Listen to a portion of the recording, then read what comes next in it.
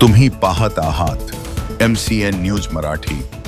हिवरखेड येथील प्रजापिता ब्रह्माकुमारी ईश्वरीय विश्वविद्यालय द्वारा संचालित मुख्य ओम शांती शाखा आत्मसंतोष भवन मध्ये 12 फेब्रुवारी रोजी शिवबाबा शिवरात्री पर्वावर आयोजित सकाळचे सत्रामध्ये ज्ञानार्जन योग साधनेद्वारा आत्माला परमपित्याचे ज्ञानार्जन देत मुक्तीचे साधन म्हणजे प्रभू नामस्मरण होय असा संदेश सकाळच्या मुरलीनंतर लाईट हाऊसच्या संचालिका ब्रह्माकुमारी अर्चना दिदी यांनी प्रबोधन करताना दिला।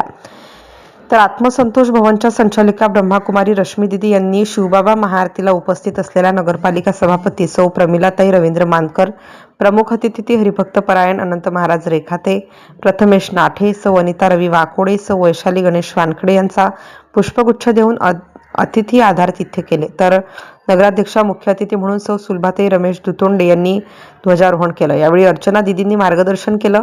आपल्या प्रास्ताविक ज्ञानार्जनातून ब्रह्मबाबांनी 90 वर्षांपूर्वी लावलेल्या गीता ज्ञान स्त्री शक्तीच्या माध्यमातून निराकार भगवंत शक्तीचा नारी शक्ती भक्तीमुळे मुरलीचा महिमा मानवाच्या कल्याणाचा मार्ग सुकर करण्यासाठी लावलेल्या झाडाच्या फांद्या जगभर पसरल्या असून परमात्मा रूपी संत महात्मा ईश्वरीय अवतार रूपी या भारतभूमीत सुद्धा ज्ञानार्जनाचे कार्य करीत असल्याचे प्रतिपादन दोन्ही दिदींनी मुरलीनंतर उपस्थित शाखेत प्रवचन प्रसंगी सांगितले।